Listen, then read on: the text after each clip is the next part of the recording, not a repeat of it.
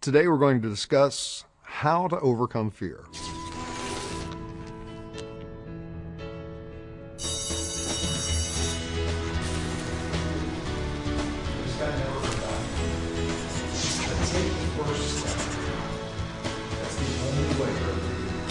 Last week we discussed the definition of fear. Tonight I want to talk about how to overcome fear. I can't tell you how many times I've spoken to people and they've said that they want to eliminate fear from their lives. They want to have no fear. And the reality is that's not going to happen. Fear is a part of our makeup. There's different schools of thought that fear is learned, but it is a tool. It does prevent us from doing things that can be very dangerous, very harmful, life-ending. So eliminating fear probably is not the best idea, but learning how to overcome it is. Now, how do you overcome fear? Well, the first thing is to decide. After you've isolated a fear, you've identified it, and you said, you know what, I have a fear of intimacy. And you've looked at it and you go, is that fear of intimacy because of a bad relationship that I had in the past? Or is it because I don't know how to get to that level of intimacy with somebody? You then have a decision you can make. Do you want to learn? Do you want to overcome that fear? There are times that facing the fear is not going to help you grow. It's not going to help you improve your quality of life. And it may not be worth it to face that fear. It may just be better to invest your time dealing with a different fear. But once you've decided that this is something you need to overcome, this is something you're going to benefit by overcoming, then it's time to commit to doing it. And usually when we have fear, we'll start coming up with all sorts of excuses of why not to face it. But ask yourself this question: if I do learn how to overcome this fear, is it going to improve the quality of my life? If the answer is yes, face it. Take the steps you need to take. Make the decision that you are going to face it. Make the commitment. Now, the difference between a decision and a commitment is how willing you are to take action. When you've committed, it moves you forward. Now, the sad part is that over time, many of us have gotten used to not keeping our commitments.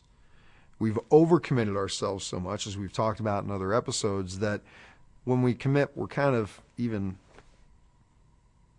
uncertain on our commitment. So a tool that I've learned over time that helps me keep my commitments is doing what's called a public commitment. Making that commitment to others. It doesn't have to be standing in a room full of people. It can be finding one person that you can say, hey, Jerry, I plan on doing this. I'm committed to facing this fear. I'm committed to taking these steps. And I know that you care about me as a friend, and I'm asking you to hold me accountable. Make sure that I do. Don't let me use excuses. Don't let me waffle on it. Please hold me accountable. Find one person. Or for others who think that they need a lot of leverage, you can. Post it on your blog. Tell it to everybody in your family. Say it in a room full of people. I just like to make sure to find people who are going to support me in fulfilling that commitment when I do it.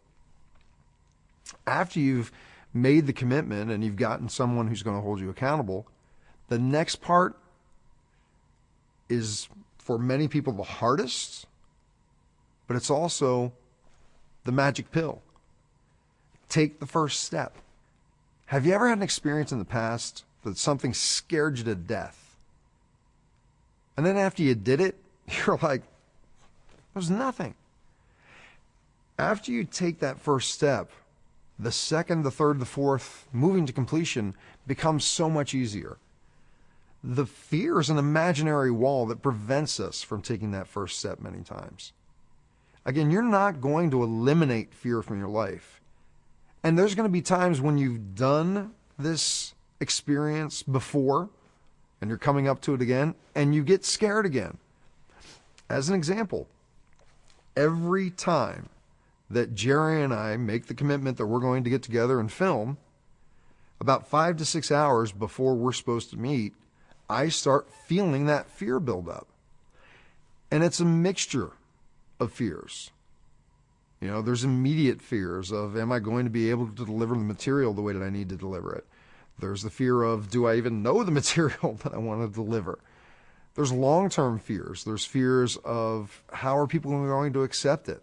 Is it going to live up to the expectations that I have? Is it going to give value? There's fears from the past of times that I've gotten on stage and totally forgotten what I was going to say. There's just a whole big ball of fears that's there. And there's sometimes that fear gets so bad that I actually want to call Jerry and cancel, make up an excuse and reschedule for some other time. But I've made the commitment to him that we're going to get together. I know that he's adjusted his schedule to get together and meet. We've made the commitment to you, the people who are watching these videos, that for this series, we are going to release a new episode every week. So I've got that leverage on myself to follow through and to face that fear and to push through. So I take the next step. I prepare for the shoot that night. Fear, it's there. It's going to be there. Use it as an advisor to help you move forward and achieve the things that you want to achieve, to live the life you desire. So just really quickly, the exercise for this week. If you've identified a fear from last week's episode, pick one of those. We suggested you pick 5, but pick one and decide, is this a fear that you need to face? Will your quality of life improve by facing this fear, by overcoming it? If the answer is yes, commit. Right now, commit that you are going to do what it takes to overcome this fear.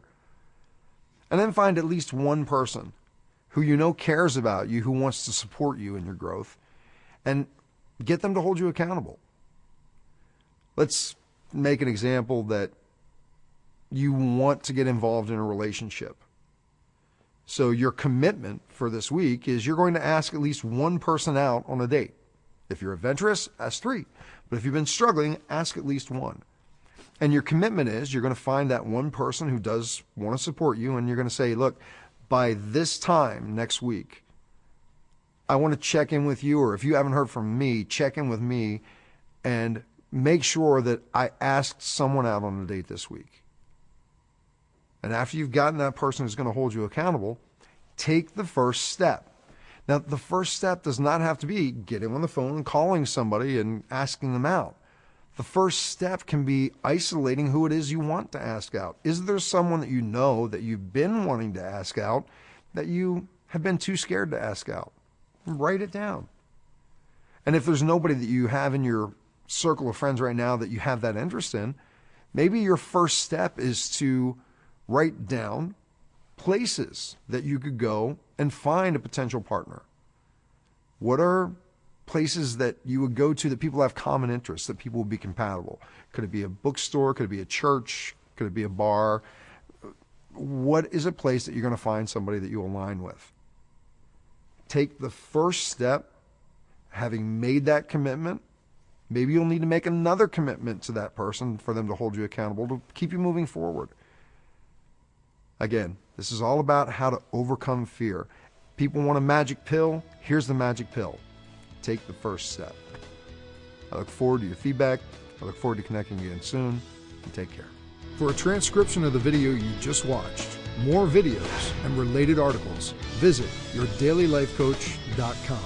To comment on this video, select Discussion Forums on any page of our website.